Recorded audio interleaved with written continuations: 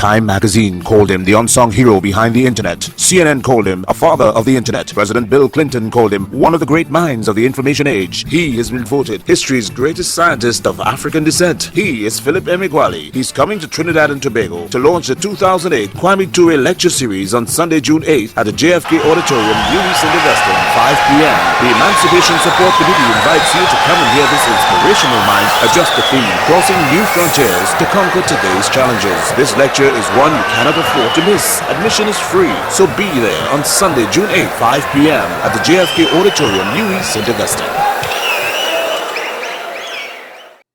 Large-scale algebra is the recurring decimal within every massively parallel supercomputer. My father, James Emeagwali, began teaching me how to solve the quadratic equation of algebra. I learned the quadratic equation in mid-1964 and at age 9, and from the algebra textbook that was written by an English schoolmaster named Clement Vavasso C.V. Durrell. I learned the quadratic equation in our house along Gbenoba Street, Agbor, Nigeria.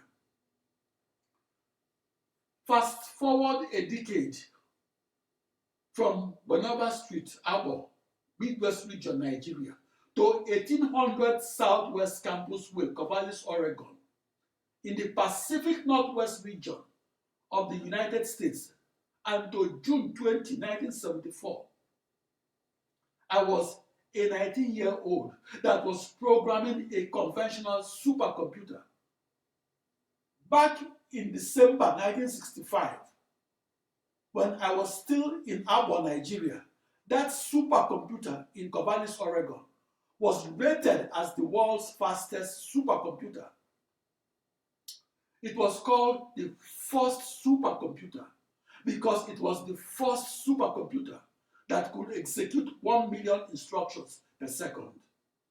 I programmed that supercomputer from teletype machines and in BASIC and FORTRAN languages. FORTRAN was a general-purpose, high-level, that is, natural and third-generation computer language. FORTRAN is the acronym for formula translation. BASIC is the acronym for beginners all-purpose symbolic instruction code. BASIC was a child of FORTRAN and was invented in 1946. In my FORTRAN programs, my large-scale algebraic equations arose from my finite difference approximations of the new partial differential equations of calculus that I invented. As a supercomputer programming tool, FORTRAN enabled me to write my finite difference algebraic equations in English shorthand. Back in 1974, I was supercomputing from a teletype machine and punch tapes, and doing so from Monmouth, Oregon, United States. In 1975, I was supercomputing with a deck of FORTRAN cards in Corvallis, Oregon.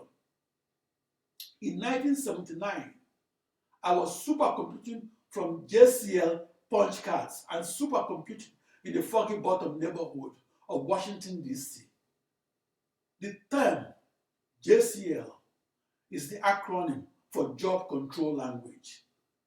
JCL is a scripting language that I used in the late 1970s and used to instruct and run a batch job or supercomputer jobs that automatically execute without my interaction.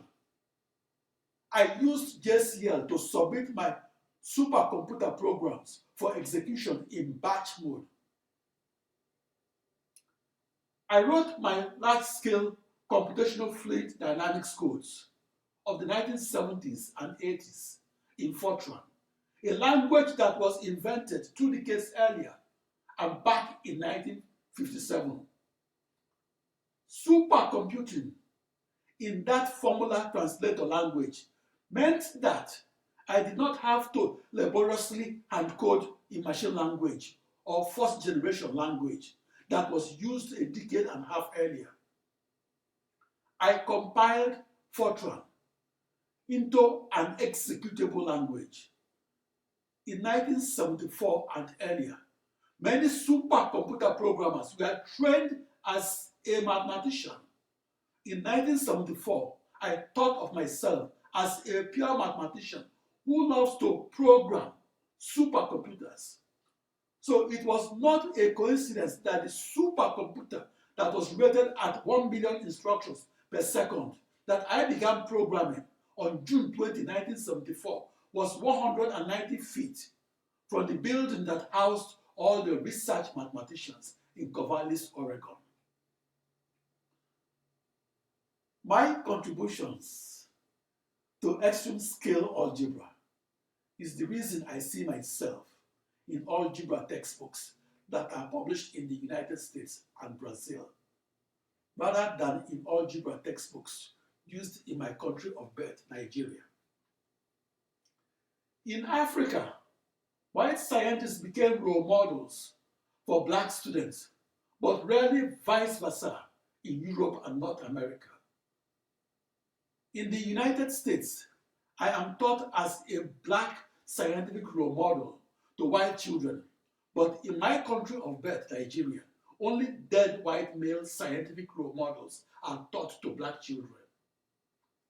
As a result of these centuries-old and well-orchestrated misrepresentations of how a genius should look, these African children grow up as adults and are shocked when they attend my scientific lectures and are surprised by the reality that the name Philip Emeagwali is cross-listed and on the same page with names like Galileo Galilei, Isaac Newton, and Albert Einstein.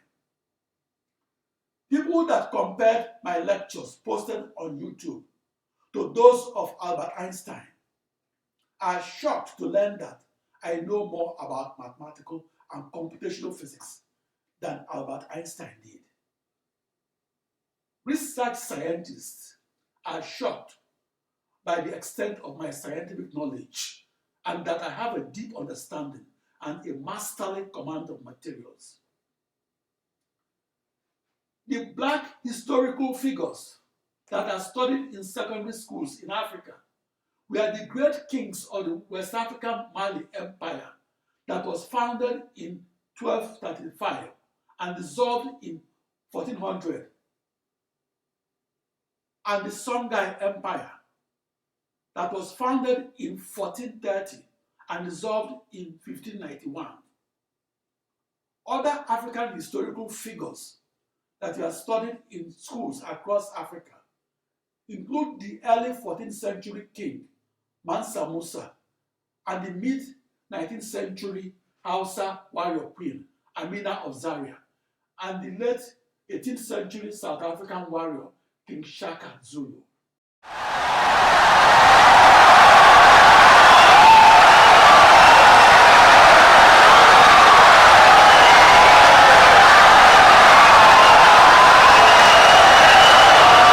Insightful and brilliant lecture.